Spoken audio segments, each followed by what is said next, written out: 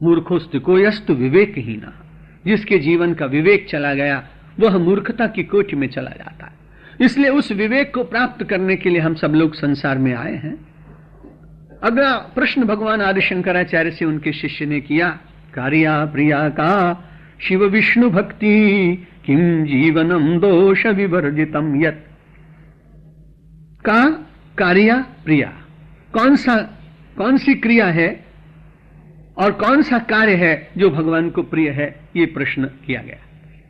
यह जीव को प्रियता प्रदान करने के लिए कौन से कार्य हैं जो करने चाहिए, सीधा अर्थ यह होता है। भगवान आदि शंकराचार्य ने बड़ा छोटा सा उत्तर दिया। जो प्रिय कार्य है मानव को और जिससे मानव के आत्यंतिक प्रियता की प्राप्ति हो सकती है, वो केवल दो कार्य हैं, शिव भक्ति, विष्णु भक्ति। भगवान की भक्ति करने से मानव के जीवन में निश्चित रूप से अत्यंत जो प्रियत्व है उसकी प्राप्ति होती है।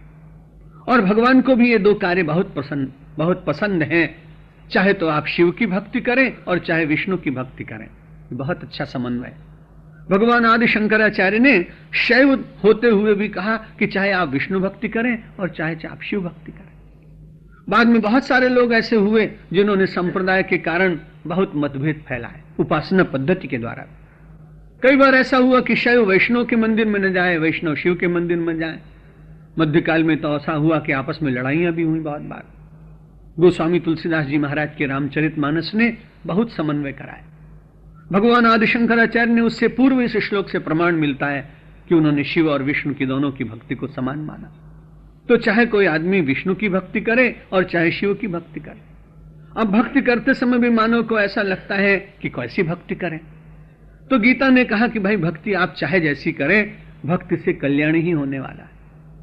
अगर मैं आपसे कह दूं कि आप निष्काम भक्ति करें, तो हम ही निष्काम भक्ति नहीं कर पा रहे हैं, तो आपको कैसे कहें? कहना बहुत सरल है, निष्काम भक्ति करना भगवान की ये बहुत कठिन बात है। लेकिन भाव हो कि निष्काम तक पहुंचना है, तो भले सकाम भक्ति करते करते भी भगवान ऐसी शक्ति देंगे कि हम सब लोग सकाम भक्ति से हटकर और अंततो गत्वा कभी निष्काम भक्ति पर पहुंच जाएं।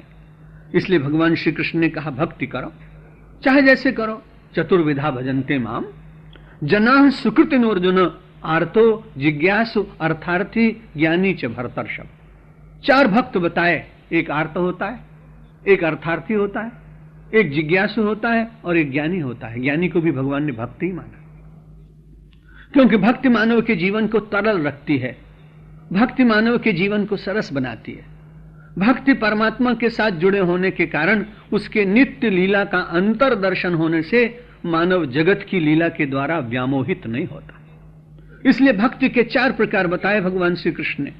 भगवान आदि शंकराचार्य ने भी कहा कि भाई प्रिय कार्य संसार में क्या है, चाहे शिव की भक्ति करो और चाहे विष्णु की भक्ति करो। अब चाहे आप दुखी हो तो भी भगवान की शरण में जाइए, और अगर आपको कुछ पाने की इच्छा हो तो भी भगवान की शरण में जाइए, और यदि आपको भगवान के लिए भगवान को जानना हो तो भी भगवान के पास जाइए।